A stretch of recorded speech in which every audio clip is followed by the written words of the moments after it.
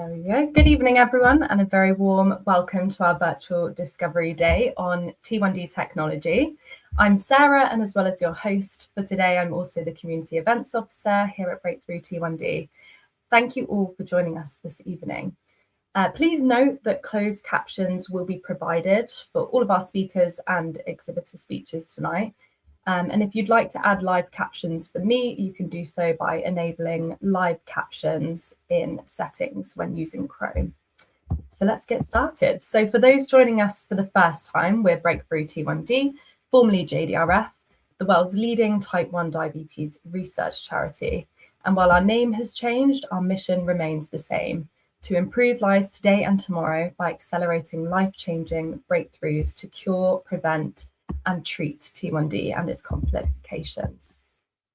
So tonight we're diving into the world of T1D technology, which is very exciting. We'll be hearing from leading researchers, healthcare professionals, tech companies, and people living with type 1, covering topics such as the NHS rollout, Hypos, and the hybrid closed loop and DIY systems. Whether you're newly diagnosed or have been living with T1D for years, we hope you gain lots of insight from this event. So alongside the chance to put your questions to our experts, I'd also really love to encourage everyone on this call to use the comments to chat to each other. Share your own experiences of managing type 1 and connect with the community. One of the real strengths of these virtual events is how lively and interactive the comment section can be. So do jump in and get involved. I can see a few comments coming in already, which is brilliant. So before we hear from our first speaker, I'd like to extend a special thank you to our industry partners, as these events are only possible with their support. So a massive thank you to Abbott, Liquide, Dexcom, and Medtronic. Reps from all of these tech companies are here with us tonight in the comments section, so please make sure you ask any questions you may have, as they're here to help. And as you can see on the screen, we've got a very exciting lineup for you this evening. So a huge thank you to everyone for joining us.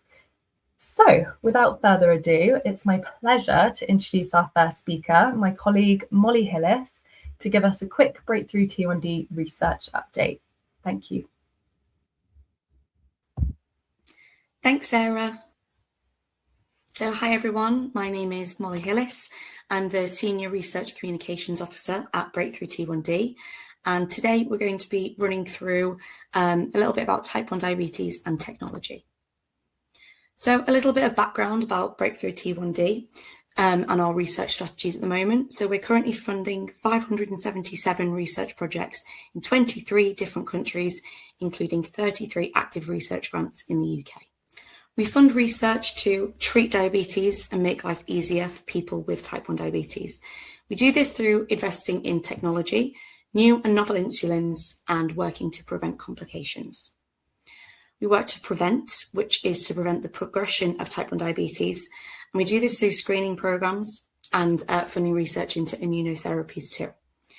And finally, the ultimate goal for all of us, to eventually find a cure for type 1 diabetes. So I firstly wanted to shine a light on the developments that we've seen in type 1 diabetes and technology. We can see from this timeline just how far we've come in the last 100 years, from insulin injections becoming available in 1922, all the way up to hybrid closed loop or HCL systems in the last few years. Between these new advances in technology, there have been extremely important developments, including the first glucose test strip meters, development of more discrete insulin pens, and also continuous glucose monitors, or CGMs, becoming available on the NHS for all with T1D. There's a feeling of real momentum with type 1 diabetes and technology, especially over the last 10 to 15 years. So now we've looked at the past, let's take some time to look into the future. There is ongoing research and development across the T1D space with regards to technology. Over the next 2 years, Insulet, Tandem, and Medtronic have all announced that they will be updating both their algorithm and pumps. Whether this be lower blood glucose targets or new tubeless versions of their pumps, they're continuing to innovate and create new versions of their products. For smart pens, manufacturers have said they will continue the growth in connectivity, AI-driven personalization, and integration with a wider range of CGMs. Onto continuous ketone monitoring. So continuous ketone monitors, or CKMs, have been in development for some time now, with Abbott, who make the Freestyle Libre CGMs, advancing fairly rapidly in this area. CKMs will be beneficial for pregnant women, people with reoccurring DKA, or socially or geographically isolated individuals who might not be able to access a hospital quite as rapidly as some others.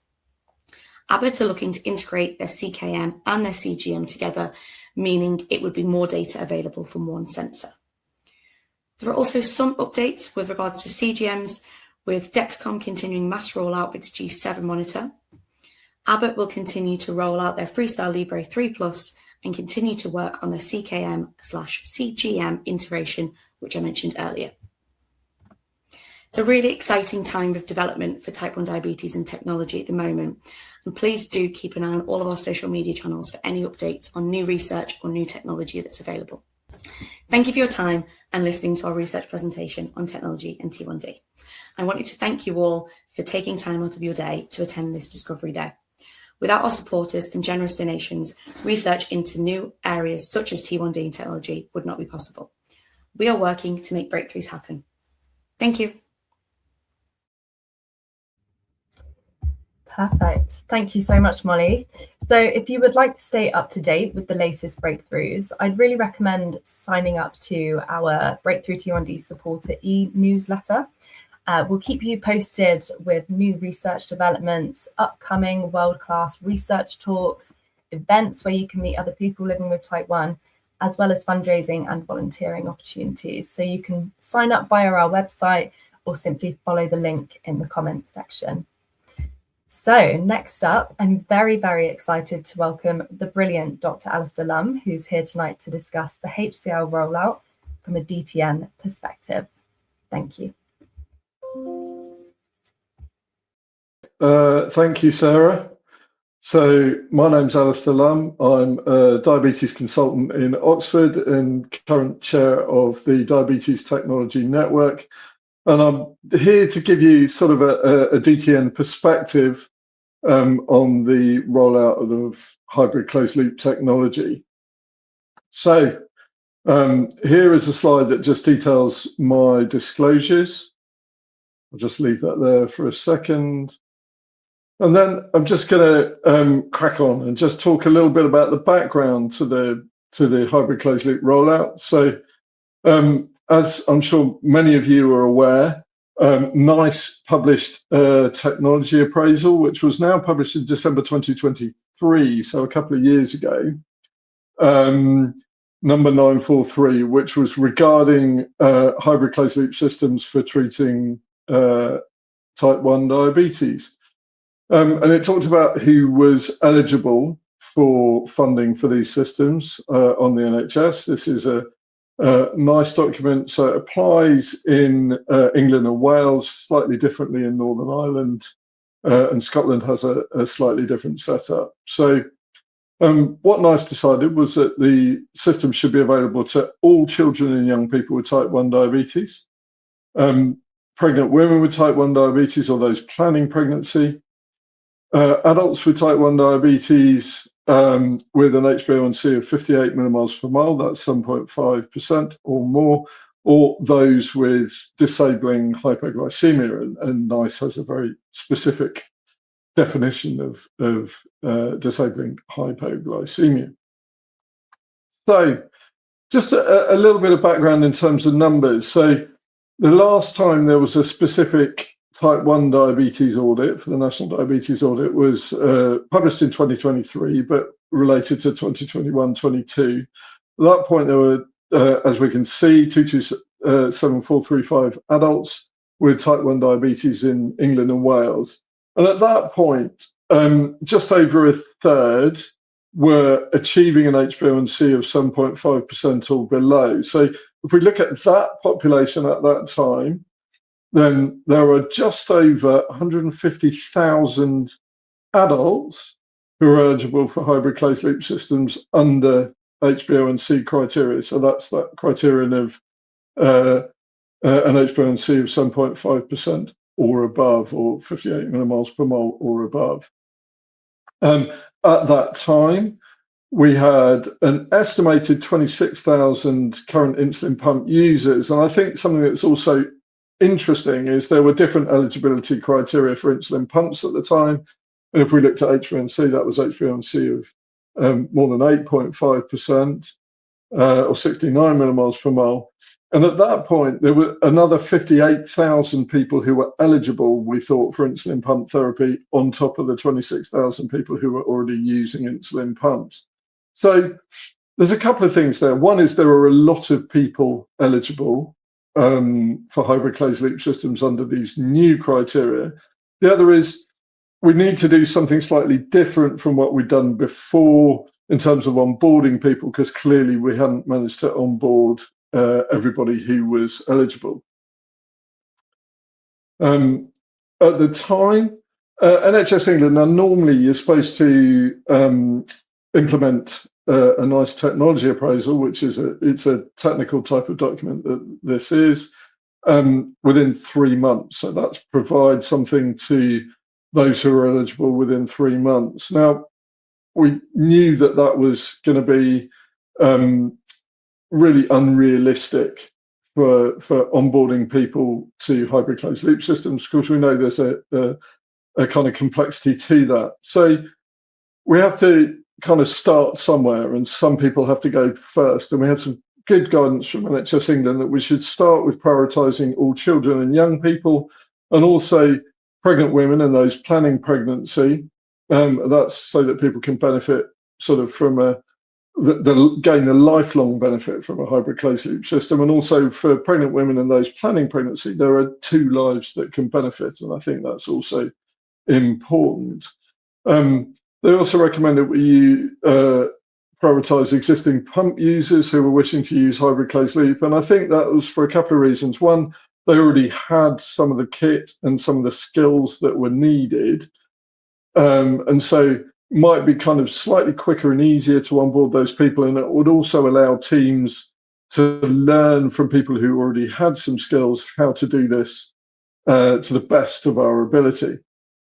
Now, another fantastic thing that NHS England have done, and I think Parthikar and the team really do warrant a lot of praise for having secured this, that there's some central funding from NHS England to cover at least some of the cost of the implementation. That's not going to cover the full cost, but actually sometimes these are expected to be implemented with no extra money at all. So I think having some money specifically allocated for this has been really powerful and has really helped teams across intermediate care boards to get this implemented. So what progress have we made so far?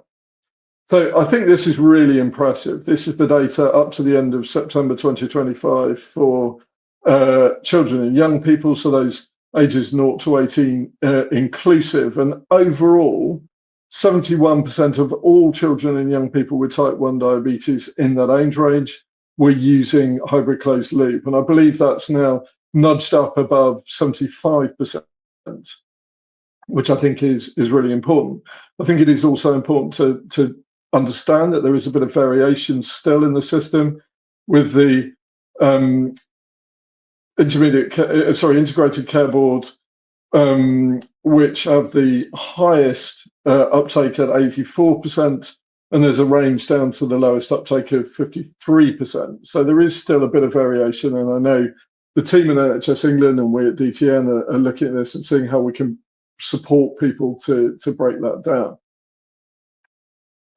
In adults, now this is looking at the whole population of adults with type 1 diabetes, and so 11% of adults aged 19 and over were using hybrid closed loop at the end of September 2025. Now that's the whole population with type 1 diabetes, so it's not actually the eligible population, which, as we've seen, is probably just a bit over 2/3 of the whole population. But again, we've got some variation, and that's something that we're working hard to try and break down. I know NHS England are trying hard to break down as well. And it's something that you potentially can help with. So if you know, can find out that your integrated care board are one of those with the lowest uptake, then I think it's very reasonable to ask the question, why? And I just want to share a few thoughts about the rollout. So one thing is, I've heard from a number of people, and I totally respect and understand the frustration of those people, that if the criteria don't apply to them, then they kind of feel that they're being punished for working hard at managing their diabetes and for hitting kind of targets. Now, I do absolutely understand those frustration of people where the criteria don't apply, but I think what's important to remember is actually they do apply to lots of people, so that the criteria capture a lot of people. I'm sorry if you're not one of them, but actually those people are people in groups where the technology has been absolutely identified as being cost effective, and so that's why we're prioritizing those groups. I think the other thing is, there are, as we've said, there are a lot of people who are eligible, and we can't onboard everybody all at once. So there has to be a queue. And if, as I've said before, if there are 150,000 people, there has to be someone who's first in that queue and someone who's 150,000th. And again, that's going to be frustrating if you're towards the back of the queue. We're prioritizing people. We're trying to do it as much as possible as we can, based on clinical need. And I think that comes on to the fact that if you do meet the criteria, then even if you're not in a group that's being prioritized at the moment, then actually there should be a waiting list. So some people are being told, no, you don't qualify. Well, actually, you are eligible. You might not be eligible in your area now, but you are eligible, and areas should be creating a waiting list and using that to identify who to onboard and when to onboard people. And even if you're going to have to wait, then I think it's important to ask to be added to a waiting list. Some other questions about which system, and we're often asked, what's the best system? There is no one best system. The important thing is to use available resources to work out what's the best system for you. And your peers, I would say, are an incredibly valuable source of information here. People who use the systems and have experience of them really understand what living with one of these systems means. And I think they're a really good source of information. On our DTN website, and if you go into your favorite search engine and type in ABCD and then DTN, that will bring you to our webpage, and there are some expert views on devices there. And I would commend those to you. There's some of our DTN educators, Geraldine Gallen and Amy Jolly, who've got lots of experience and can give you some really useful information. And of course, don't forget your healthcare team as well as a useful source of information. Now, in terms of choosing the system, there are many important factors. One of them is going to be what the system looks and feels like. And we know that that is important, and it's more important for some people than others. But the other things to think about are kind of which sensors the system uses, because there may be a sensor that you're already using that you get on very well with, and actually finding a system that works with that can be really helpful. How the algorithm works, and what that means is how much you can adjust it, what you can change, and different people want to be able to control things a little bit more or a little bit less, and interact more or less with the system, the particular system, and that is something that I would recommend that you do take into account when choosing a system.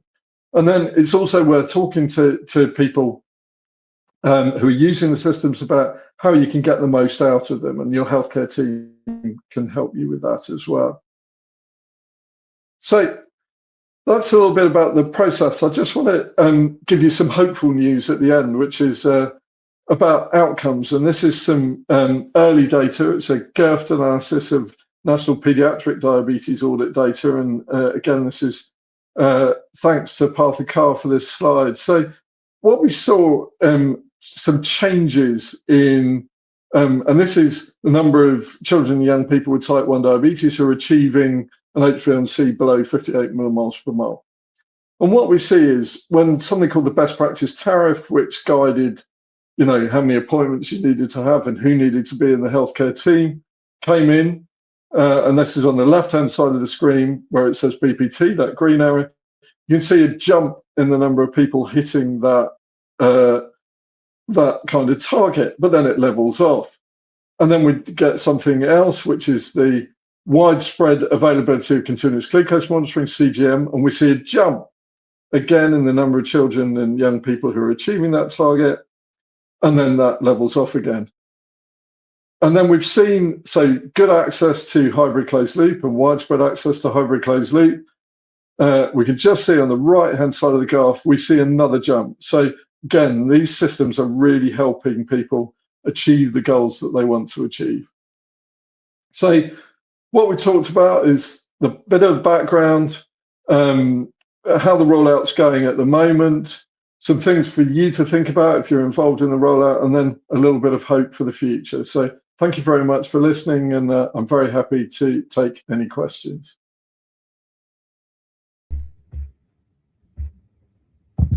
Brilliant. So a huge thank you to Dr. Alistair Lum there for joining us this evening and for sharing such valuable insights on the rollout of hybrid closed loop technology. Please do check out our web pages about HCL. And if you have any questions about technology, you can reach out to our community engagement team via outreach@breakthrough-t1d.org.uk. We are here to support you. So up next, we're going to hear a short 30-second presentation from our sponsor, Medtronic. If you have any questions for our sponsors throughout today's event, please just pop them into the comments section where reps will aim to answer as many as possible. Over to you, Medtronic. The best thing that the MiniMed 780G gives me is freedom, so I can act like other people my age and I don't have to be constantly thinking about diabetes. It also gives my parents some freedom, and that means that they're not always asking me what my blood sugars are because they can just look at on an app. During the night, I generally go hypo because I do a lot of sports, and so just after doing that, when I was in bed, I'd find I was mostly always hypo. I definitely get a better quality of sleep once I started the MiniMed 780G.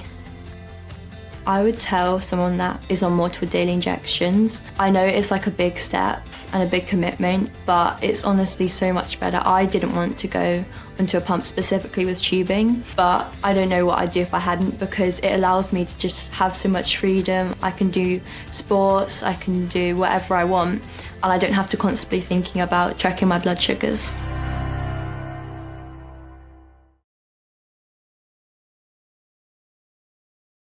Thank you, Medtronic. So up next, get ready for an insightful session with the brilliant Professor Pratik Chowdhury. He's here tonight to dive into the fascinating connection between hypoglycemia and the brain. Over to you, Pratik. Thank you, Sarah.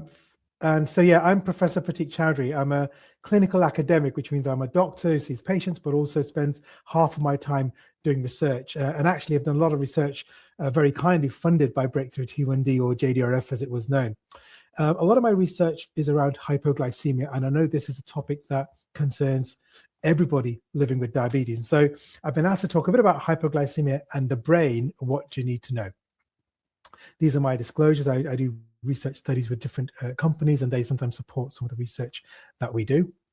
So we did a big project, a big European funded project, trying to figure out some more information about hypoglycemia, and I'm going to share some results there. But as you all know, everybody reacts to hypoglycemia in a different way. When we see a download, you can see on the left-hand side a CGM download with a lot of red on there. And so when a doctor sees that, we're obviously worried about this person's risk of having a severe hypo, an episode needing third-party assistance. We're thinking about what do we need to change to reduce this individual's risk of hypoglycemia. But for people living with diabetes, they tell us that for some people it's the beeps, for some people it's the symptoms, for some people it's that feeling, you can see there in the big words, feeling clammy, survival mode, shaky, panic. And so everybody experiences hypoglycemia in a very different way.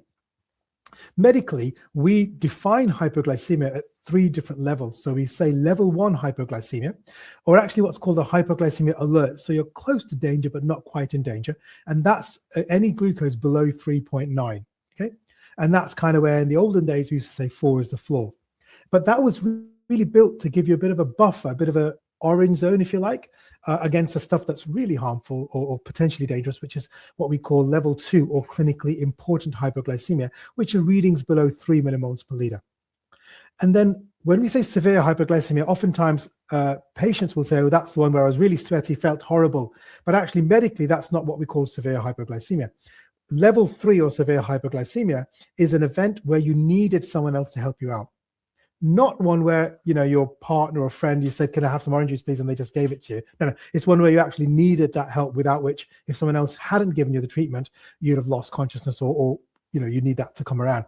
And those are the events that actually we, of course, want to avoid. They're scary to you, but we also know that people with more of those events have an increased risk of mortality. So we know, particularly in older individuals, those are very dangerous events. So what we've realized is, over the last 10 years, since more and more of you are using those sensors, the way hypoglycemia is identified has certainly changed a lot. If you look at it on the left, the way most events are picked up now is by your sensor beeping and buzzing and telling you that you're low. But you know, people still have some of those events associated with symptoms, and some of those are not associated with symptoms. But if you look on the picture on the right, this is a lovely picture painted actually by a person living with diabetes, a young artist called Katie Lambert. And it really highlights kind of the emotional impact of hypoglycemia, losing yourself, cold extremities, all the hypo treatment laid out before you. And thankfully, very few of the hypo events you see on the left with your sensor feel like that for most people. And so it's really important to understand what's normal. So this is a CGM trace from someone without diabetes, actually myself. And you can see there, hopefully I'll put this up just to show you that in health, a lot of us will run glucose between 2 and 3 overnight.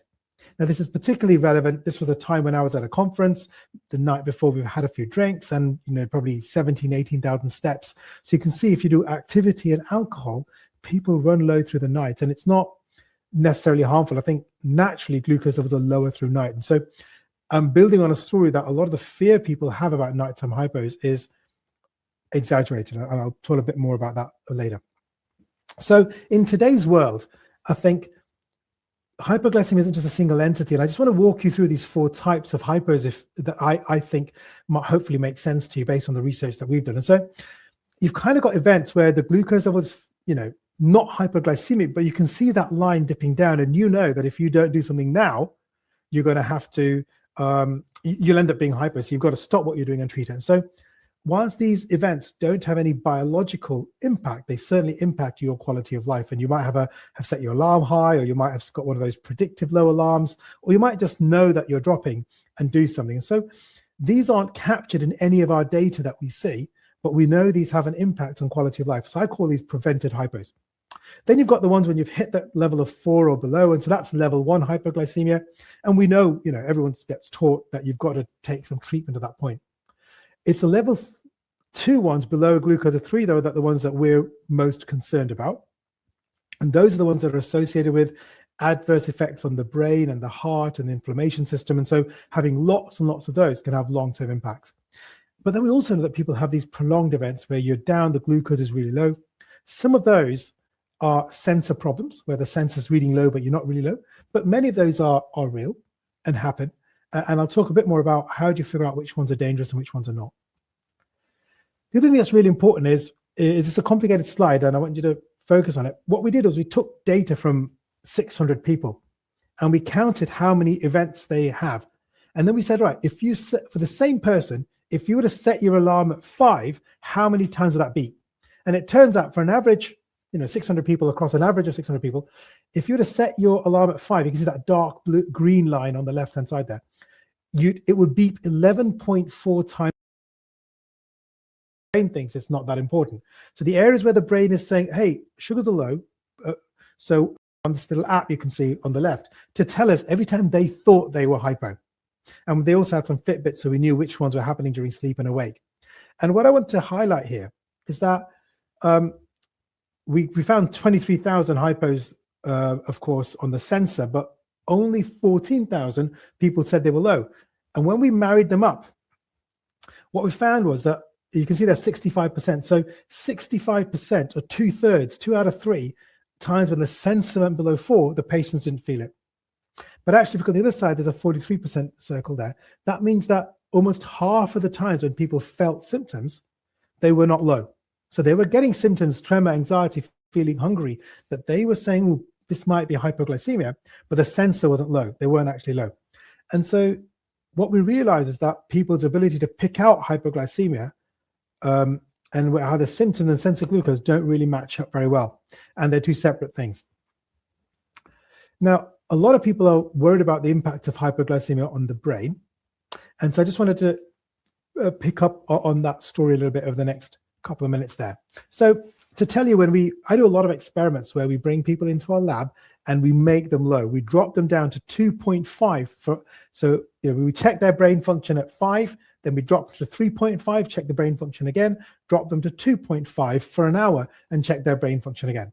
So the first thing I want to say about that story is that tells you that the fact that we're allowed to do this by ethics committees, and that I've done this about 200 times, and there's about 10 people like me just in the UK who've done this as their main research career. So 2.5 for an hour is unpleasant, but not harmful. Now, the way we check brain function is, you can see there's a keyboard and an X drops up somewhere and you have to click a button, then it goes up again and you click another button. We count how many mistakes people are making. And if your sugar's 2.5 for an hour, what happens is your accuracy doesn't really drop much. It just, you take about 10% longer to get that result. So there's a young artist called Katie Lambert, and it really highlights kind of the emotional impact of hypoglycemia, losing yourself, cold extremities, all the hypo treatment laid out before you. And thankfully, very few of the hypo events you see on the left with your sensor feel like that for most people. And so it's really important to understand what's normal. So this is a CGM trace from someone without diabetes, actually myself. And you can see there, hopefully I'll put this up just to show you that in health, a lot of us will run glucose between 2 and 3 overnight. Now, this is particularly relevant. This was a time when I was at a conference the night before. We've had a few drinks and, probably 17, 18,000 steps. So you can see if you do activity and alcohol, people run low through the night, and it's not necessarily harmful. I think naturally glucose levels are lower through night. And so I'm building on a story that a lot of the fear people have about nighttime hypos is exaggerated. And I'll talk a bit more about that later. So in today's world, I think hypoglycemia isn't just a single entity. And I just want to walk you through these 4 types of hypos that I think might hopefully make sense to you based on the research that we've done. And so you've kind of got events where the glucose level is, not hypoglycemic, but you can see that line dipping down, and that if you don't do something now, you're going to have to, you'll end up being hypo. So you've got to stop what you're doing and treat it. And so once these events don't have any biological impact, they certainly impact your quality of life. And you might have set your alarm high, or you might have got one of those predictive low alarms, or you might just know that you're dropping and do something. And so these aren't captured in any of our data that we see, but we know these have an impact on quality of life. So I call these prevented hypos. Then you've got the ones when you've hit that level of 4 or below. And so that's level 1 hypoglycemia. And we know, everyone gets taught that you've got to take some treatment at that point. It's the level 2 ones below glucose 3, though, that the ones that we're most concerned about. And those are the ones that are associated with adverse effects on the brain and the heart and the inflammation system. And so having lots and lots of those can have long-term impacts. But then we also know that people have these prolonged events where you're down, the glucose is really low. Some of those are sensor problems where the sensor's reading low, but you're not really low. But many of those are real and happen. And I'll talk a bit more about how do you figure out which ones are dangerous and which ones are not. The other thing that's really important is it's a complicated slide, and I want you to focus on it. What we did was we took data from 600 people and we counted how many events they have. And then we said, right, if you set, for the same person, if you were to set your alarm at 5, how many times would that be? And it turns out for an average, 600 people across an average of 600 people, if you were to set your alarm at 5, you can see that dark green line on the left-hand side there. It would beep 11.4 times a week, so almost twice a day. And as you reduce the level at which you set your alarm, the number of times it's going to disturb you will reduce. Now, you've got to remember, the ones that we want to avoid are the ones below 3. And those occur 1.6 times a week.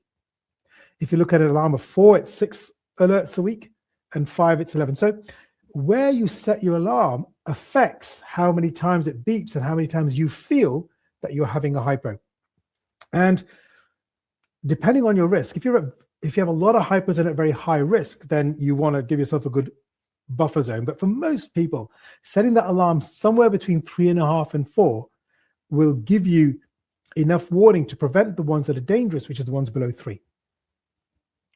So as I said, a big study we did was we kind of gave 600 people sensors that were blinded. So the sensors were reading their sugar, but weren't telling them what the sugar levels were.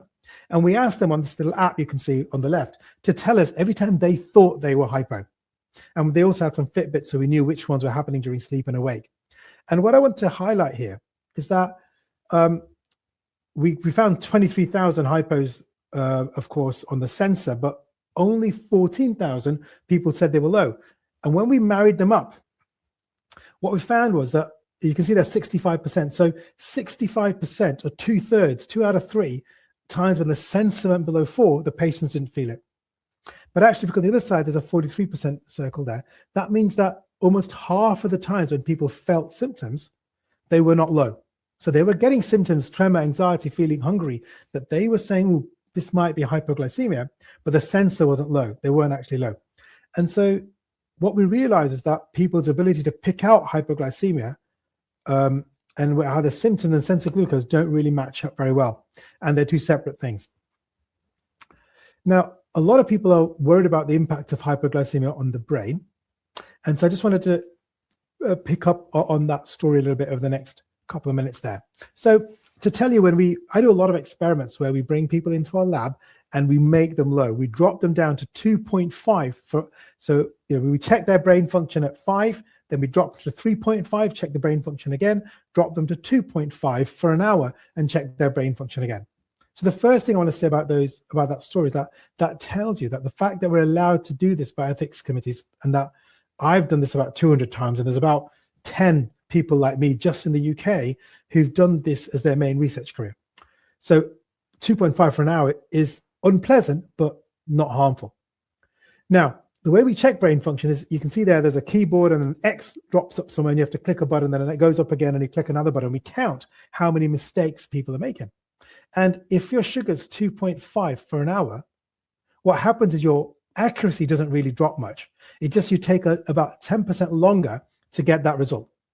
So, I've done 200 of these. People don't pass out at 2.5. You need to be much lower for longer, usually, for that to happen.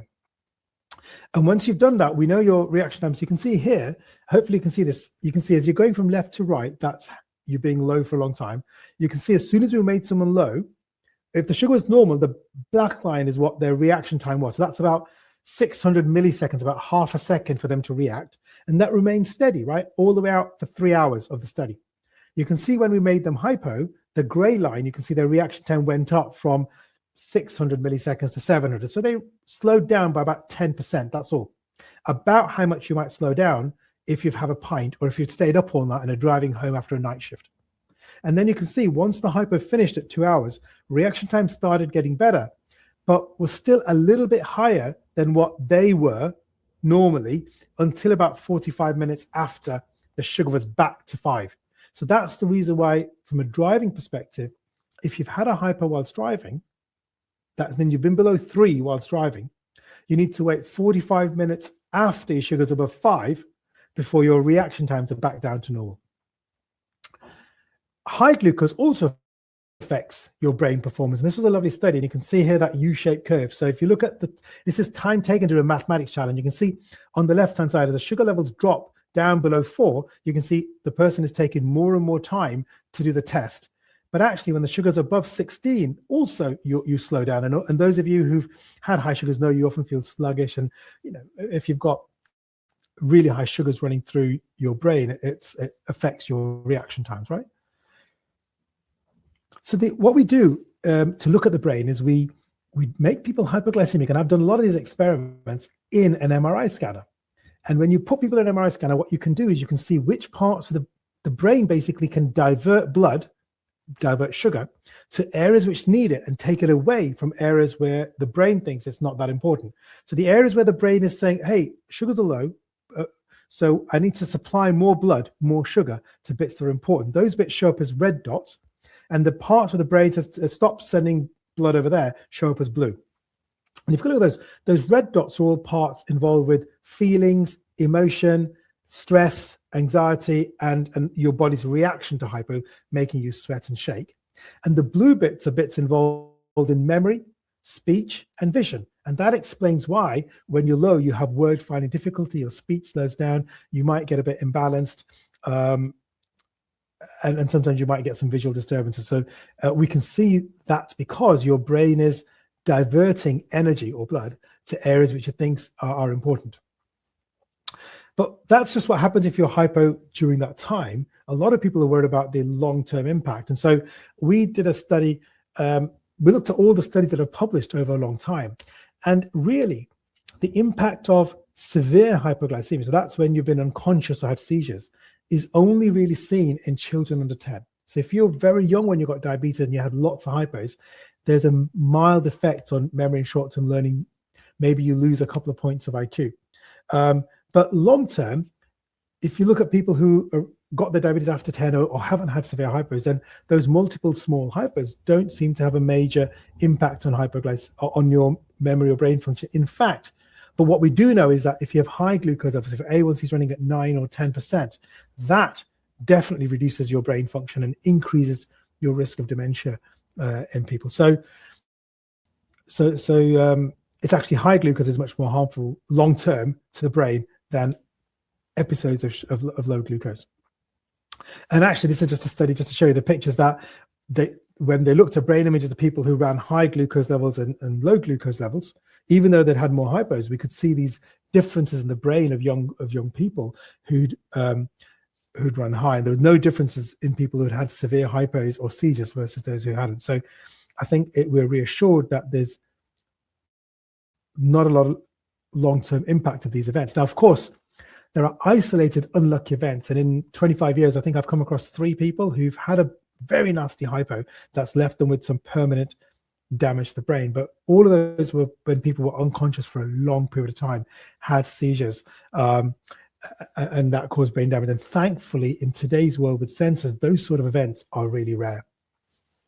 So I'm going to nerd out a bit for a few minutes here. And I'm just going to say, for you to understand, when your sugar goes low, there's a part in your brain, you can see that I've labeled it in purple, the VMH, your ventromedial hypothalamus. That's the part of your brain that senses glucose. So when your glucose goes down, this part of the brain picks up, hey, sugars are low, and it sends a message to the part of the brain that drives your stress response, that gives you adrenaline, and then you get the adrenaline, you get the shakes, and that helps you be awareness. When the sugar drops low, that generally happens at a sugar about 3.5, 3.6. That's where it should be happening. If it happens higher, then you've been running your sugars too high. If it happens lower, you've been running your sugars too low. It's a bit like a thermostat.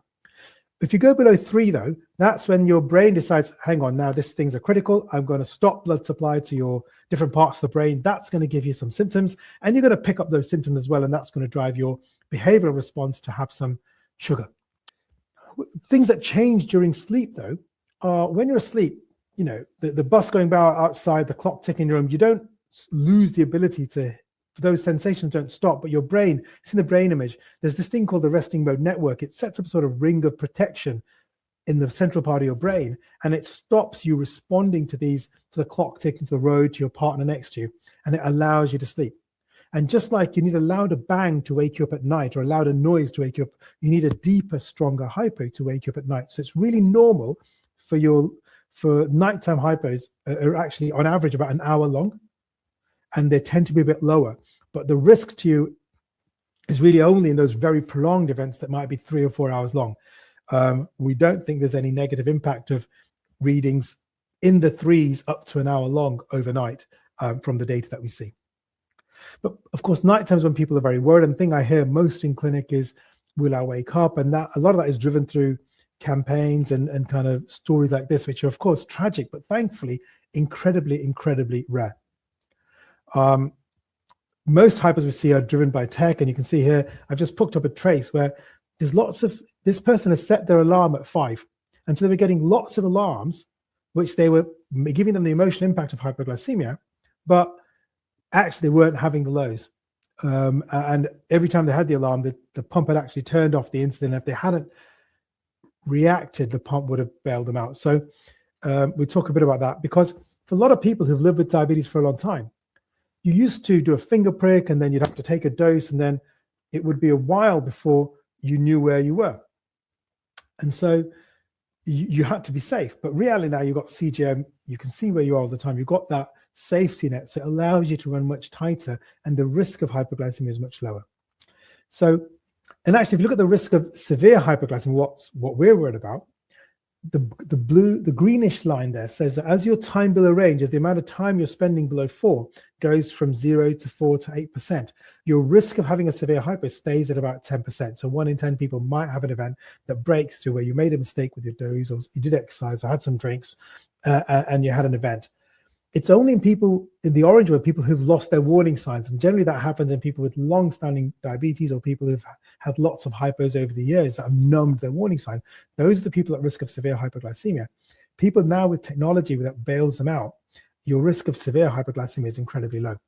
So I want to finish just by kind of giving you an example of what I mean. So many of you all know the principle of having parking sensors in your car. And so as you back into a parking space, if you stopped at the first beep that parking sensor gave you, you know you'd never be able to park your car. That first beep is a bit like a glucose of 3.9. So yeah, you don't want to be dropping fast at that point. You want to be slow, look around, and actually, you be careful. But there's a little bit of room behind you if you need to go there. A glucose of a 3, that's when the beep goes consistent. That's when the car is telling you to stop. That's where I want you to stop. And we really don't want to see people with glucose readings below 3 very often. But if it happens, just like when you stop, there's still some space behind you, you're not in any immediate high level of danger. Glucose of 2.2, when it's right down at the bottom for a prolonged period, that's when you're worried. And I just want to make the point that a lot of people have high fear of hypoglycemia. What their emotions are telling them when they hear that first beep is not just that they've crashed the car, but they feel like they've died in the crash. And so I want to make sure that we are worried about hypoglycemia is proportional to the danger that particular event is causing. There's, of course, caveats to that. Your risk is dependent on your age, other conditions, how fast the glucose is dropping, alcohol and exercise. But as a broad principle, hopefully that example makes sense to you. So ultimately, I think one of the final point, when you're younger, your brain is far more capable of dealing with hypoglycemia. And early on in your diabetes career, keeping sugar levels as tight as possible is valuable, because that protects you later on in life. A lot of your risk is front loaded. So what you do in your first 20 years of diabetes governs where you end up for the rest of your life.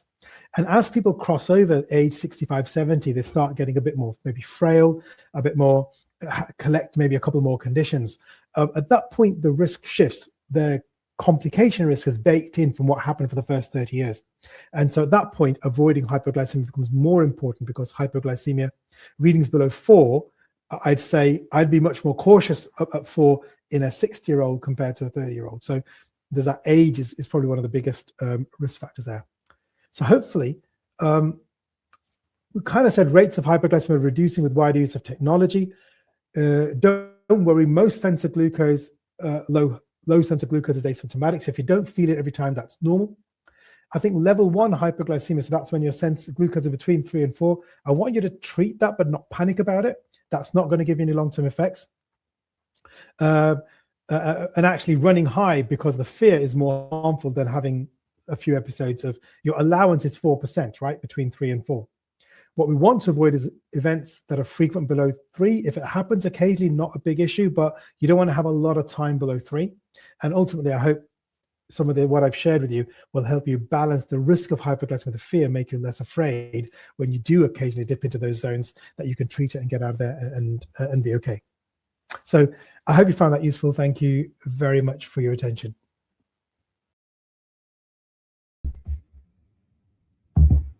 Brilliant. Thank you so much, Pratik, for those fantastic insights. I can see Pratik in the comments section, so please do ask questions if you have any. And massive apologies for the technical glitch there. We really appreciate your patience in making sure this valuable content reached everyone.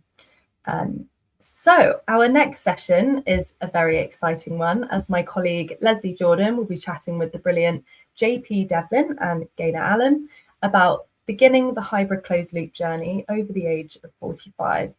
Thank you all for your support this evening. Over to you. Sarah. Hi everyone, I'm Leslie from Breakthrough T1D. I'm the Technology Access Lead in the Community Engagement team, and I'm delighted to have Gaynor and JP with me today. We are going to talk about accessing hybrid closed loop when you're an older person with type 1 diabetes. We want people to know that there is nothing in the policy that states that there's an upper age for accessing technology, and that people who are a bit older can get on very well with the technology. So I shall start off. My name is Leslie, as I've already said. I was diagnosed when I was 2, and I started using hybrid closed loop when I was over the age of 50. Gaynor, would you like to introduce yourself? Yes, hello everybody. My name's Gaynor. I was diagnosed with type 1 diabetes in 2000 at the age of 37. I don't particularly see myself as an older person. When I was running 5 miles this morning, I certainly didn't feel old, but I did start using a hybrid closed loop system after the age of 60. Thank you. And JP, would you like to introduce yourself? Yeah, I am 59 years old and I was diagnosed at the age of 19. So I've had type 1 for 40 years, and it's quite rampant in my family as well. So I've got a brother and a sister who have it, and I have uncles on each side of the family who have it. So I've been very familiar with it for a long time.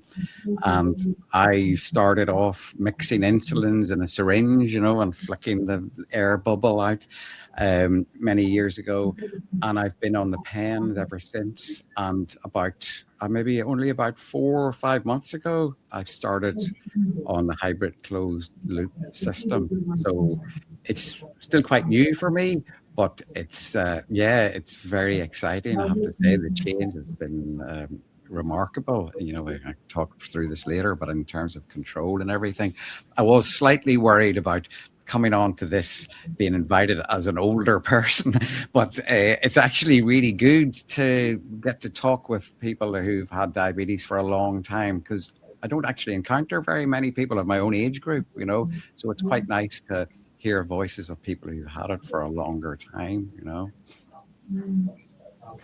Well, you're very welcome.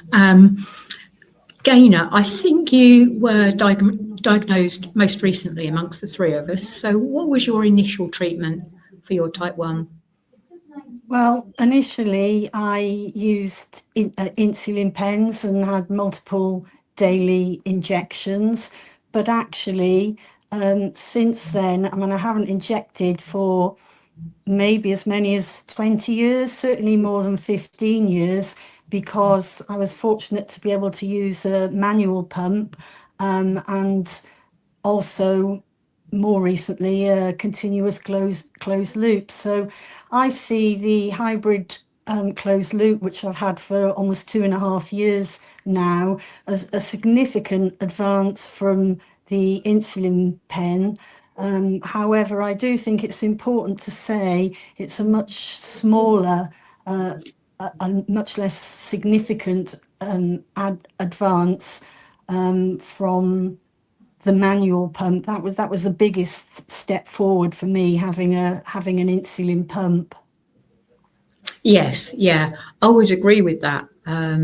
My first treatment was a once daily injection, and I was on that for about 4 or 5 years until I went on to multiple daily injections. And I went on to a pump in 2002. And my journey towards being a technology advocate was when the pump helped me so much, and I wanted to help other people access it who met the criteria of the technology appraisal that was first published in 2003. Anyway, I went on to a DIY hybrid closed loop in 2018, and then a commercial one in 2022. So yes, I would agree that going onto a pump was the most significant difference for me too. JP, what influenced your decision last year to switch from pens to hybrid closed loop? Well, it's interesting in that I've never had the old style pump, if you like. I know it was the subject was broached a few times at my clinic, but I didn't fancy having something attached to me and the tubing and everything, and I always ruled it out and never said anything. Also, I was quite comfortable with the pens. I was quite comfortable with the idea of trying to control the sugars myself and keep an eye. I mean, having the sensor was the first great thing. The blood glucose sensor, which was a real eye opener, where you could monitor all day yourself and sort of take a jab when you needed it or whatever. So I had read a little bit about the hybrid closed loop system, and then the subject was brought up at my clinic with my consultant, and she thought that I was spending too much time trying to regulate my blood sugars myself, and it was getting slightly out of control by constantly taking a little nip of insulin here and there and then up and down. And she thought that actually a pump system would be really good, and that this particular version, a hybrid closed loop, would be a very good one. Sorry, I needed to explain that I'm on the Omnipod, which I know there are different systems for this, but I'm on the Omnipod, so it's very unintrusive, and that's the thing I really, really like about it, and that's the thing I was drawn to about it. And it has taken a little bit of while to get used to, but now I'm, really, I would say I'm really flying with it. It's really good. And the decision making that I was making all day myself, shall I have a little nip of insulin here? What's going to happen? Actually, the pump does that, and I kind of leave it to just manage my blood sugar itself. Obviously, for your bolus, then you interact with it. But the rest of the time, I find that I'm actually very happy to let the pump deal with my blood sugar rather than me dealing with it every hour on the hour kind of thing. Yeah. And Gaynor, what's your experience with handing over control to an algorithm? I don't think I have. I also use the Omnipod 5, and I particularly like that it's a patch pump, so no tubes. That's great with my sort of more sporty lifestyle. But the algorithm I find is very basic. It's overcautious, and maybe I'm a bit of a control freak, but I just find that I need to make far too many decisions still. I need to make far too many interventions to deal with highs and lows. So yes, there are pluses about it, but it doesn't do the job completely, and there is still a long way to go before we ever get to that point. That's really interesting. I was going to button in. That's really interesting, Gaynor, because my experience is completely the opposite of yours, which is really, really interesting, because mine was constantly taking, decisions all day long, and now I find that the pump has taken control of that. But it's interesting how everybody has a different experience of this, and I know other people who've the same as you have found that they've had to interact a lot more, whereas I'm interacting a lot less. So it's just, different people have different views on it and experiences of it. And your team will have tools and tweaks for getting the most out of the algorithm for you. So hopefully your team are helping you to adjust the settings so that you minimize your own input needs. I'm on a tubed system. I've been on a tube system since I started pumping in 2002 and haven't had any problems with it. So I've remained on a tube system. But so JP said that his team were keen and he was the one that was reluctant. How about you, Gaynor? Were your team keen, or did you have to make a case to have hybrid closed loop? My team have always been really supportive, I must say that, but I do think it's very important to be proactive and to be prepared to advocate for yourself and for other people with type 1. Yes, yeah, completely agree. So there will be some people listening in who are not having the same success with their team, who are as I mentioned to you just before we came on the call, some people who are being told that they're too old for hybrid closed loop or that they'll never learn it. What would you say to those people? How would you encourage them? I think that not having grown up with technology has made it perhaps a little bit more of a challenge. So, for example, I can operate the apps and the controller no problem, but I can't troubleshoot.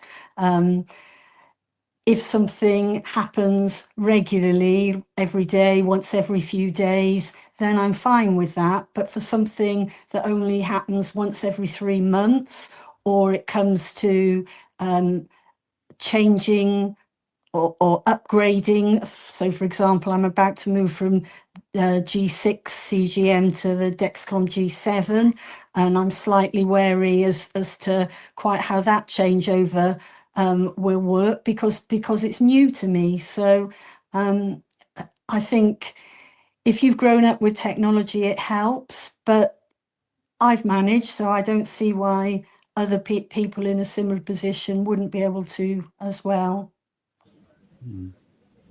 JP? Well, I gave my mother my old iPhone for Christmas because I changed my phone, and she's in her 80s, and she had a really old style phone, and I thought this will help and this will be really good, but actually she's really struggling with just how to use the phone because it's a different setup and it's apps and the technology is a completely new thing for her generation. So I understand that. I find the controller very easy. I'm very lucky. I haven't had many problems with it. I find the controller really, really easy to manage. So I think that, anyone who was thinking, maybe a little bit frightened of that, should just give it a go, have a go at it. It's very, very simple to use. It's not like I would like to have it on my phone, but actually having the separate controller is actually a really nice thing because everything's there and it's quite simple to use. So it's just on one handset. People are fearful as they get older of these things. I am as well. I'm not like what I used to be with technology. It takes me a long time to get used to things. It took me a long time to get used to this. But if you persevere with it, and also I have really good help from my hospital team. So they keep an eye on the rollout and how, after a month they come back and check and go. The really good thing about this as well is that you used to be able to almost lie to your consultant when they'd ask how your blood sugars. Yeah, absolutely fine. And now they can see they can see everything, which is actually a really good thing, I think. But I would say just to it's difficult, but maybe try and embrace it and see how you get on. And if it doesn't suit, you can always go back to the pens. The pens work fine, delivering the insulin yourself, and there's nothing wrong with that, I think, Leslie, that one thing that helped me to sort of transition to the hybrid closed loop was that I was already using the Dexcom G6 CGM, and I was already using the Omnipod manual pump. So I was familiar with those things. So it was less of a step forward in terms of the practicalities and taking on board those practicalities than if, thinking back all those years, I'd gone straight from the insulin pens to a hybrid closed loop. Yeah. If you were to be offered, so if you were on pens now and you were offered a switch over to hybrid closed loop, would you accept it now, or would you want to stage it in, start using the manual pump first and then go on to hybrid closed loop? Well, despite its limitations, I do see hybrid closed loop as the way forward. So I would say if you're offered it now from the insulin pen, just go for it. Yeah, I would agree. I would, if offered it now, having had a few months experience, I would absolutely jump at the chance and take it and try it out and see what it can do for you, you know. But the one thing I would say is always have your insulin pen available as a backup. That's the crucial thing, just in case the tech goes wrong and so you're not stuck without any insulin. Yeah. Yeah. Is there anything? I want to say first of all that the age range for older people is over 45, so that includes people who are menopausal. So being an older person with type 1 diabetes is quite a wide age range. So please don't be offended by being called an older person. Is there anything that we haven't talked about that you would like other people to know about going on to hybrid closed loop as an older person with type 1? I think some advice I would give would be to do your homework. Not all of the systems are the same. Of course, you might be limited by what's available to you and what's offered to you in your area. But if you've got a choice, then look into it. So it might be that you're happy with a tethered pump, or it might be that you'd like a patch pump. I believe that Omnipod's the only one available at the moment within a hybrid closed system in the UK. It might be that there is more than one manufacturer involved. So, for example, Dexcom for my CGM and Insulet Omnipod for the pump. So some people might see that as an advantage, that there's more choice, but it can also mean multiple alarms giving you the same message. It can mean or does mean two different companies to deal with over orders, and when you need to call the help centre, you can end up calling two help centres. When you've finished with one, you then need to call the other one. So it depends what suits you best, what fits with your lifestyle, what will work best for you. Yeah, it's true. Like the two different technologies, there are negative things about the two different techs, where the insulin delivery and then the blood glucose sensor. Having to change it every 3 days. In the case of the Omnipod, I sometimes find a bit of a pain. If I was going on holiday, I would think maybe I'll just go back to the pens again rather than carrying a load of this stuff with me. The fact that it can go wrong and you could be stranded somewhere with it not working, so always take your pen. The alarms drive me nuts, I have to say. There are too many. I've spent 40 years living with this, and I live with it very quietly, and I know how to deal with it. So I don't need something blaring at me constantly. These are little things which, will probably change over time. But in terms of what it's supposed to do, what it says on the packet, I think it does it really, really well. And we all think about, even at this later stage in life, about the longer term complications that may arise. And I think this will do a lot to try and lessen those possibilities that may arise later in life. So in that sense, for me, it's a really, really good thing. Great. Well, thank you both so much for your time. Thank you for sharing your insights and experiences. Hopefully this will provide some really useful encouragement for other people. Okay, thank you. Back to you, Sarah.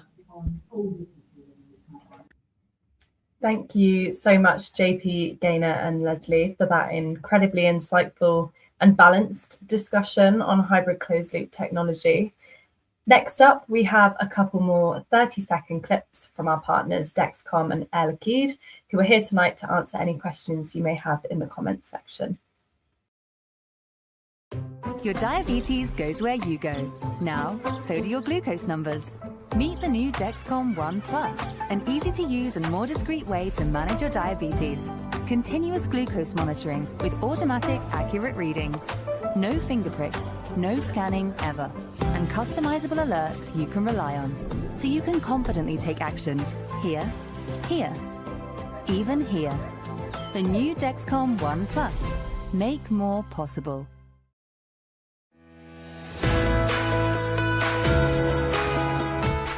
Join a thriving community of people who stopped listening to what type 1 diabetes is supposed to be and started living the life they want with the T-Slim X2 insulin pump. Control IQ technology predicts glucose levels 30 minutes ahead and automatically adjusts insulin dosing. That means no more daily injections, no more finger pricks, and fewer sleepless nights. Start living the life you want with the T-Slim X2 insulin pump and Control IQ technology. A life without limits. So moving on to our next section of tonight's event, we're going to be hearing from Claire Meller, a parent of a child with type 1, discussing her son's move from multiple daily injections to the hybrid closed loop. Thank you so much for being here tonight, Claire. Over to you. Thank you, Sarah. So I'm Claire, and I just wanted to share today the experience that my son Edward and I have had in terms of living with diabetes and moving from those multiple daily injections to the hybrid closed loop system.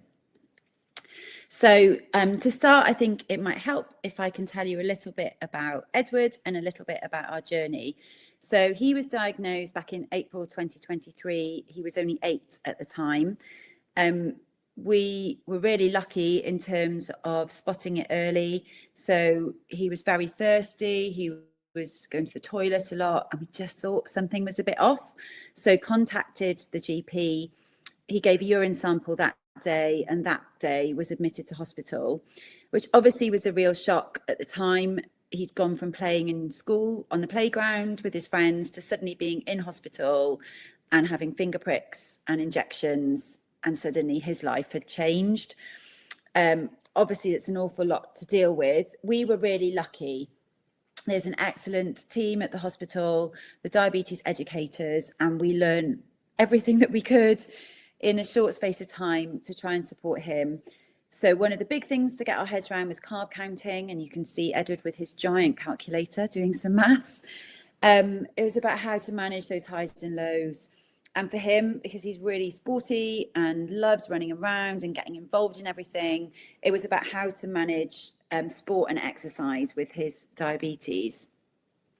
And alongside that, we were really lucky to get a Dexcom G6 within a few weeks. So suddenly the finger pricks at least could go, and we were able to track his glucose levels and monitor him a little bit more remotely than just following him around constantly in fear. And just to be able to try and make sure that his levels were staying within a safe range. So he had the Dexcom G6, but we were still obviously doing multiple daily injections, and that was really hard. And he found it hard. So Edward was really taken by the story, which you might have seen, How to Hold a Hedgehog, which explores some of the emotional side of living with type 1 diabetes. And he created his own diabetes dashboard to try and sort of share some of the frustrations he felt, some of the challenges he felt, and some of the things that were going on for him as a child living with type 1 diabetes. So there's his diabetes dashboard for you to see. But it was a lot, and those injections were a lot. And I talked to him before making this presentation and was reflecting on how, as a family and how as an individual, that made him and us feel.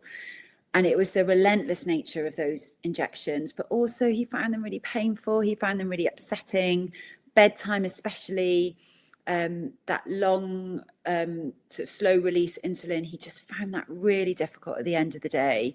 And it was interesting making this presentation to reflect back on what that was like for us as a lived experience of going through that day in, day out. The first holiday that we went on after Edward was diagnosed with diabetes, we had some literal highs and lows on that holiday. Suddenly we had all this other stuff to bring with us on holiday and to think about, and it wasn't just switching off, we're on holiday.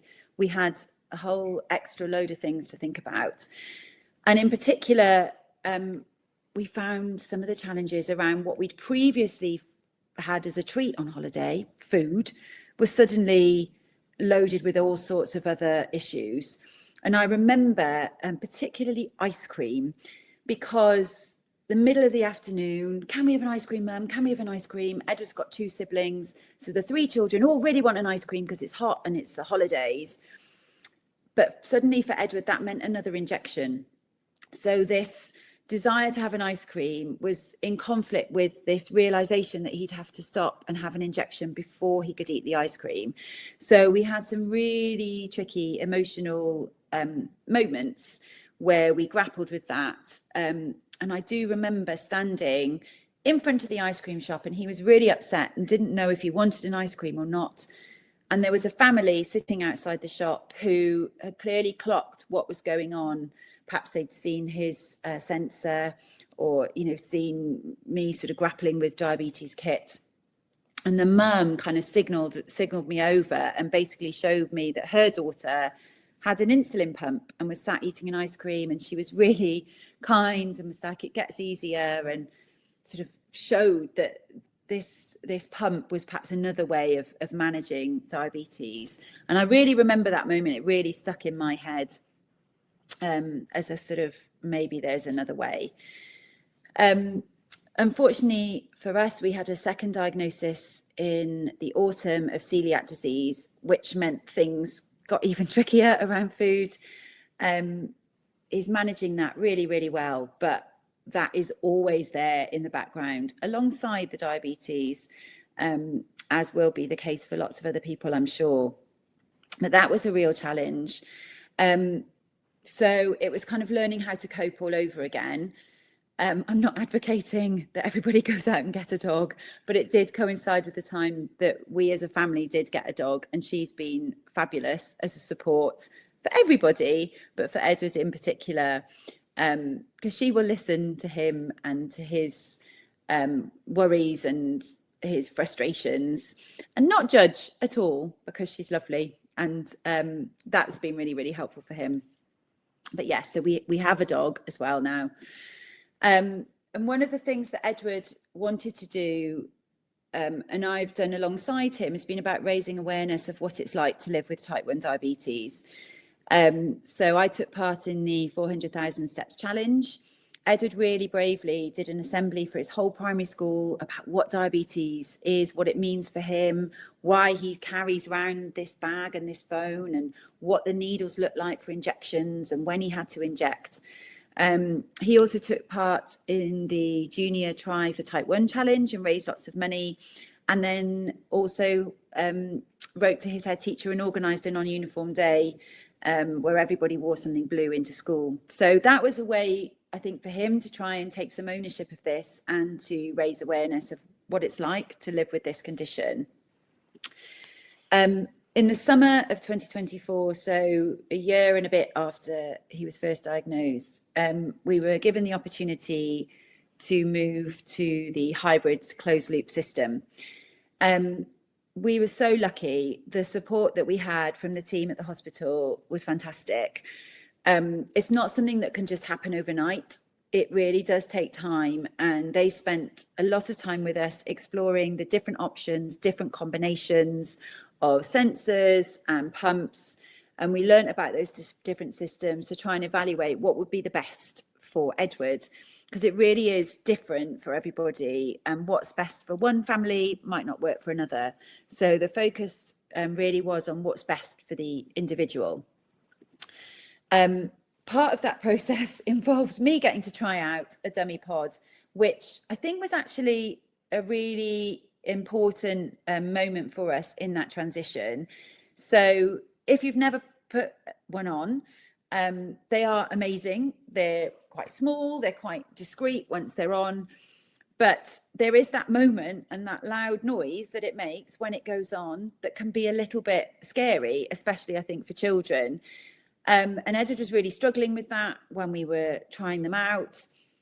And so the nurse who was working with us said, well, mum could put one on. So that's what we did. And I think it did help. So if families are looking to try, I would recommend that. It does help, I think, help me to understand what that process was like in putting it on, feeling what it feels like for the next day or so with it attached to me, but also to get a greater understanding of what he goes through every time we have to do a pod change.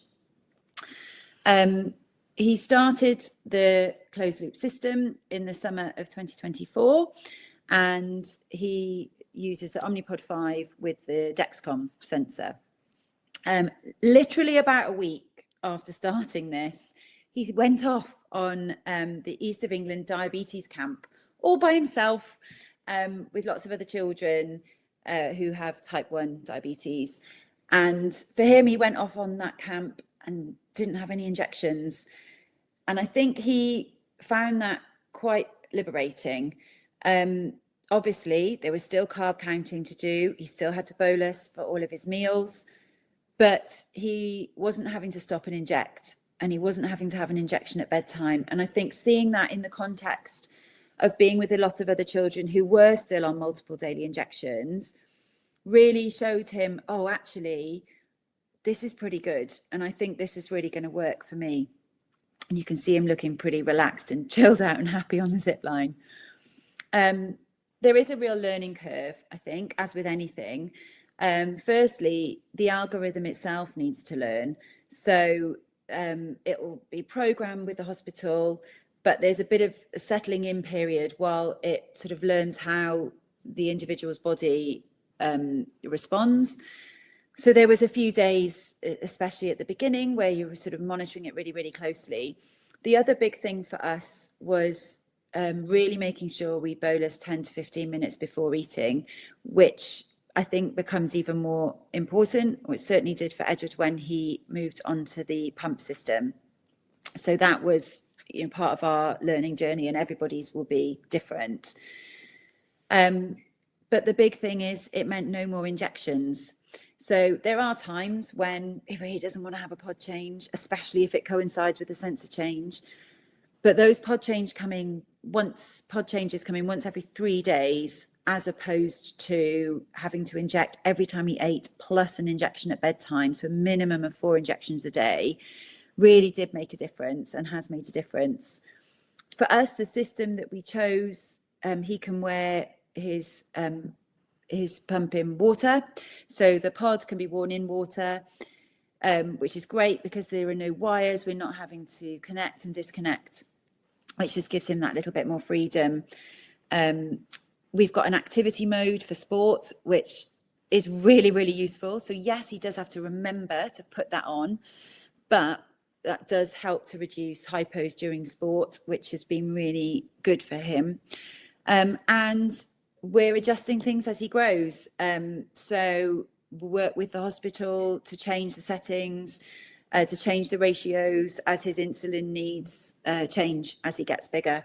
But not having those injections has made a real difference, I think, to his life, as can be seen here. So I think that sense of freedom, being able to go and do all these outdoor active things without having to worry, how am I going to access an injection site and give myself an injection if I need to eat, has been really liberating for him and for us as a family.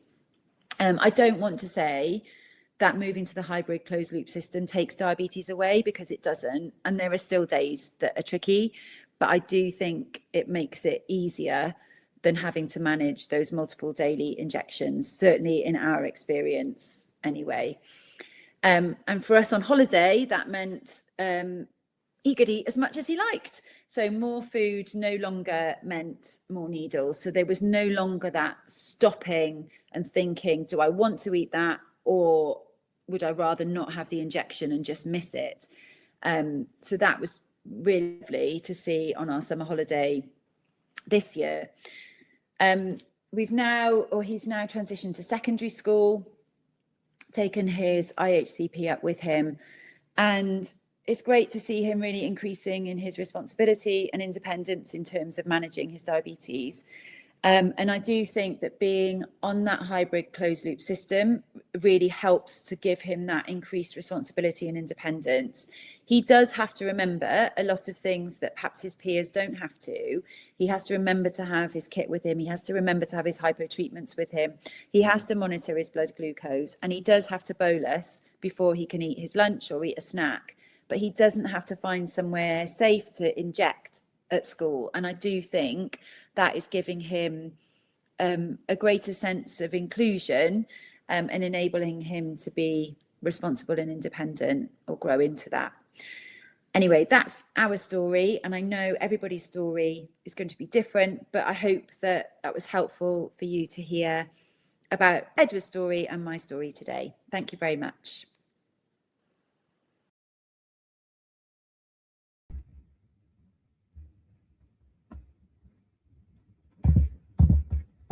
Thank you so much, Claire, for that brilliant and powerful presentation. And thank you, Edward, for allowing us to hear your story.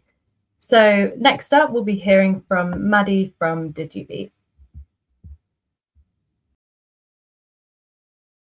Hello, and thank you so much for having us tonight on the Virtual Tech Talk. We're really happy to be here and to share with you some of DigiBete's resources. So without further ado, just going to show you the new look DigiBete web platform and app.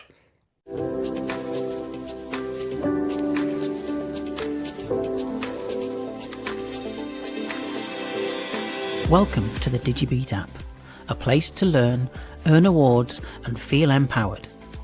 The DigiBete app supports you alongside your diabetes team, giving you the knowledge, skills and confidence to manage diabetes with our award-winning resources.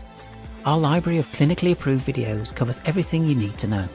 The app grows with you, and as you move into a new age category, you'll unlock fresh sets of resources designed for your stage of life. In the age section, access newly diagnosed, essential knowledge for your age to annual checks information. The Living with T1D section covers everything from exercise to tech, food and drink, carb counting and so much more. You can also test your knowledge in the quiz area and earn badges as you track your learning in the awards section. My T1D lets you store your insulin ratios, which is handy if your pump breaks, record your HbA1c results and keep your care plan, appointments and notes safely on your device, ideal in emergencies or when you're on the go. Stay connected with your diabetes team. Get important updates, clinic news and personalised content directly in your app. Your team can share tips and resources just for you, and DigiBete will keep you informed with regular news. Thanks to Breakthrough T1D, you can tap Coping with Diabetes to explore real stories from people living with T1D, activities to reduce burnout, tips for understanding and managing emotions. All created with UK psychologists and people living with type 1 diabetes. Through Connect, funded by Together Type 1 at Diabetes UK, you can find support from others living with T1D, learn from real-life experiences, explore local and national events from Diabetes UK, Breakthrough T1D and NHS teams.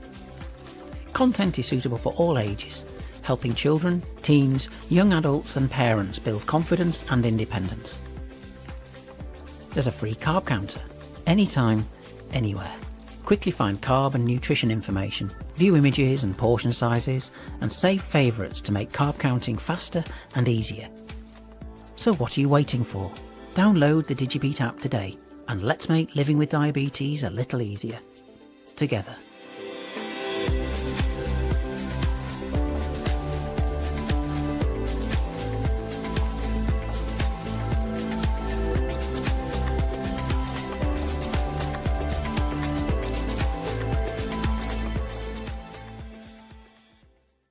Hope you enjoyed that.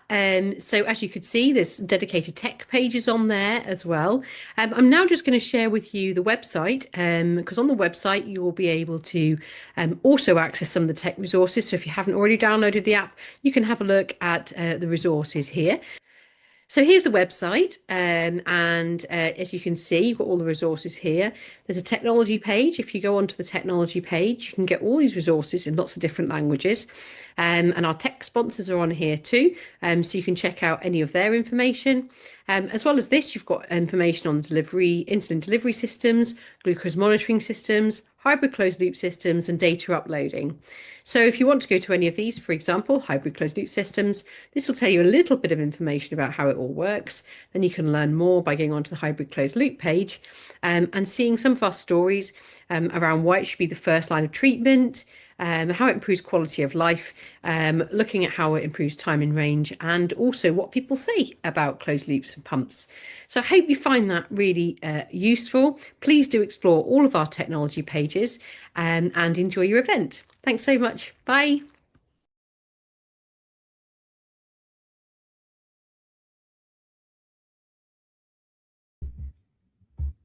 Thank you so much, Maddie, for that brilliant insight. Tom from DigiBete is in the comments section, so do ask any questions that you may have. So we are now going to watch one last short clip from our sponsor, Abbott, before our final segment of the evening. Thank you. Thank you, Sarah. I'm Joe from Abbott, and I'm going to take you through our Freestyle Libre system. Our Freestyle Libre 3 is the world's smallest sensor with the strongest Bluetooth connectivity, integrating with the MyLife Loop for automated insulin delivery. If you're considering Omnipod 5, our Freestyle Libre 2 Plus is a standalone sensor with a 15-day wear time, offering greater convenience and fewer disruptions. It also provides outstanding accuracy at the low glucose levels, giving peace of mind for those concerned about lows. Thank you, and I'm here for any questions. Thank you, Joe. So for our final segment of the evening, we're going to be hearing from Melissa Holloway for an introduction to open source diabetes technology. So don't go anywhere. Sarah? So I'm Melissa Holloway. I've lived with type 1 diabetes for almost 32 years. And my journey with type 1 technology started with a blood glucose meter that took about a minute to return a result and required a lot of blood, and vials and syringes when I was diagnosed in the US in 1994. And over the years, I've had the chance to use an insulin pump starting in 1996, when there were probably about 50,000 pump users in the whole of the US. So I was pretty early on that train. Thankfully, I had a really good advocate in my diabetes specialist nurse. And in 2006, I started using a continuous glucose monitor. And then roll forward to 2018, I went on to an open source hybrid closed loop system. I'll tell you a bit about why later on. But let's get started with this intro to open source diabetes tech. We'll cover the origins of the hashtag We're Not Waiting movement, the current options in open source hybrid closed looping. We'll touch on evidence, position statements, and guidelines. And I'll give you a few tips before diving in if you feel like this might be for you. So where did this all start? Well, in February of 2013, a guy called John Kostick, who had a lot of computer programming knowledge, was able to get his son's glucose levels online. And this was a first in terms of something actually connecting from the Dexcom receiver to a mobile phone. He had to make cables to do this and write code to get things onto the internet. And how did this work? Well, before Dexcom Share and Follow came out in 2015 and the Libre Link Up came out in 2018, it involved a few pieces and parts and several steps. First, there was using the Dexcom with the transmitter, which only showed data on the receiver, but with the cable and the Night Scout software running on a mobile phone, and which could then relay to another device, then the signal could go to another phone or a screen or someone's watch from the cloud. Thankfully, it takes fewer steps and much less soldering to get these things done today. Inspired by the origin story of Night Scout, Dana M. Lewis and her husband, Scott Librand, thought about making an open source insulin delivery system. And with their knowledge and the knowledge of others they'd met through the Night Scout community, they created the original Open APS rig. As you can see here, it involved having the Dexcom connected to the Dexcom receiver, connected to the Raspberry Pi, a CareLink USB device in order to read and communicate information with the insulin pump, and a battery. This was quite a lot to carry around, but it was a first in terms of a system that worked independently for Dana to be safe at home alone when her husband went on trips. And because she's created the code for it, Dana likes to wear this blue top when she gives presentations about her story with OpenAPS. Now, what does it look like on a screen? Here's a glimpse at my own Night Scout site. My data here is from Saturday, the 3rd of January, and this gap in the middle here is because I had a sensor change. What you can see on the screen is that I have automated insulin delivery thanks to my system changing my basal rate going on up here. And down here on the middle line, you can see my glucose values and then these little tiny boluses of insulin given as what we call supermicro boluses to counter rises that my glucose level was showing based on consumption of food. And I didn't have to give a manual bolus. What you see down here is a glimpse at the data coming into the time period that we can see on the screen. And this also gives you my current glucose level at the time I took the screenshot and the amount of insulin on board and the difference in my glucose level from the previous 5 minutes. It only changed by 0.1 millimole. Open source AID systems are interoperable across a range of CGMs and pumps. What do I mean by that? Well, you can see this is a very busy slide.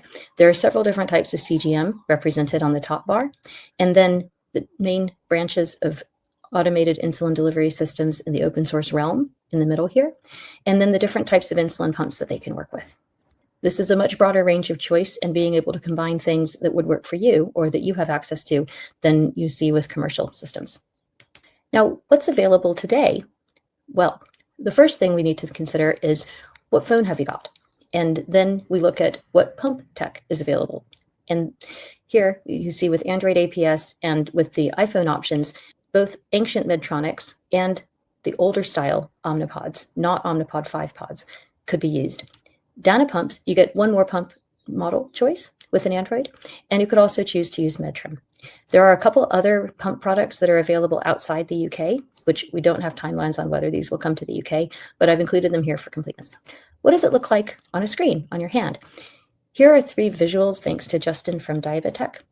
This is an example of what Android APS would look like, iOS DIY Loop, and iOS Trio. I have my Trio app set up to show white in the background like Loop, but I found this screenshot much easier to embed.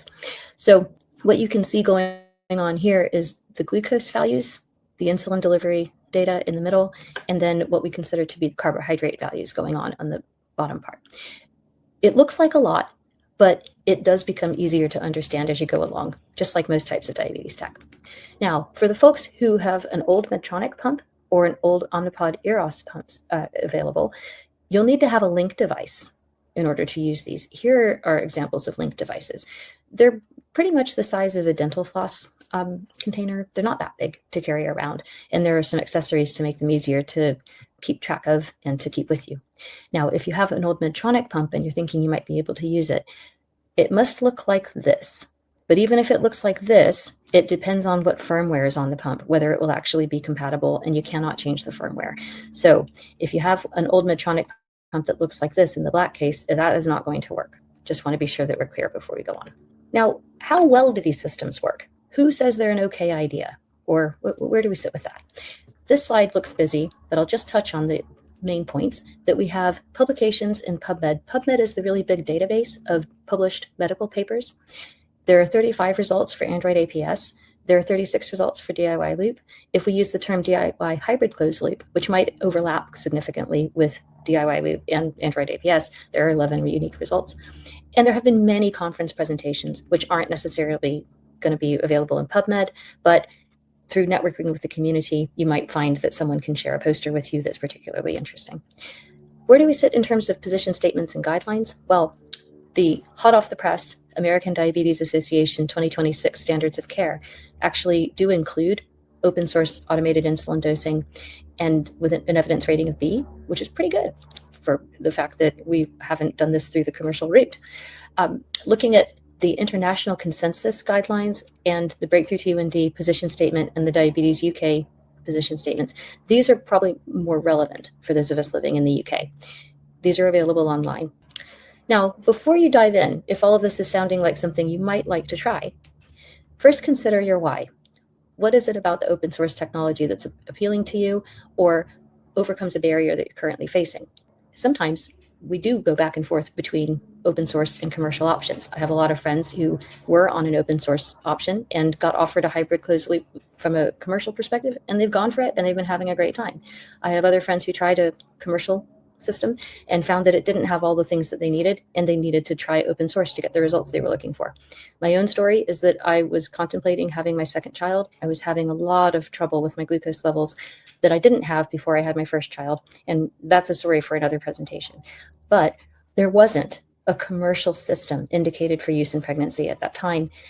CAM-APS FX wasn't out yet, and I had a choice. Was I going to let diabetes tell me whether it was okay for me to try to have another baby, or was I going to do something and see if it could make that possible safely?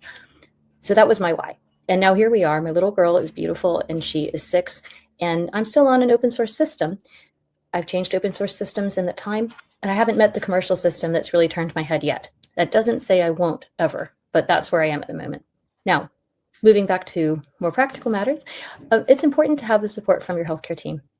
And I want to touch on this study that was published in 2022 about the attitudes of 317 UK-based adult and pediatric diabetes healthcare professionals. 43% thought it could be risky, open source AID could be risky in the wrong hands. 47% said they would choose it for themselves if they had type 1 diabetes. 91% felt uncomfortable initiating discussions around it.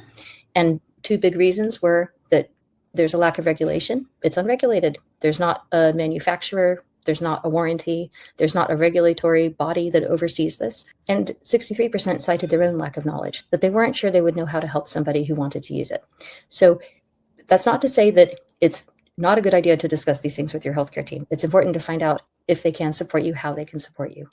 And through the community, you can get some pointers to how to have discussions with your healthcare team about open source. The next one here, tech access. What's available to you or what's possible for you to get hold of is a big factor too. You must have a compatible phone, compatible pump, compatible CGM, and if you're using the Eros pods or an ancient Medtronic pump, you need a link device. Again, all the information is available online. And the fourth thing that's really important is community. We like to say that do it yourself doesn't mean do it alone. And there really are lots of people who want to help. To that end, I'm going to share this screen of some links to really good resources around the hashtag We're Not Waiting open source AID community. I encourage you to take a photo of this slide with your phone so that you have the chance to return to it later and look up these creators on YouTube, find these websites. And I will say that if you're not on Facebook, Facebook's where it's at for getting support on using open source diabetes tech. And I've included the names of the most important FB support groups here on the slide. Now I'd just like to say thank you for your time and attention during my talk. And my parting words to you would be, if this all sounds like something you might like to look into, to connect with the hashtag We're Not Waiting community. On most social media platforms, if you do a search for that hashtag, you'll find people who are into it. To talk with your diabetes care team about how your current tech's working for you and what you might gain if you were able to get on with an open source system instead. And to contact the Breakthrough T1D community engagement team if you need a little more support along your journey. Thank you. Thank you so much, Melissa, for that incredible insight. As Melissa said, if you do have any questions about technology, you can reach out to our community engagement team via outreach@breakthrought1d.org.uk. So I'm now going to finish with some last bits from Breakthrough T1D.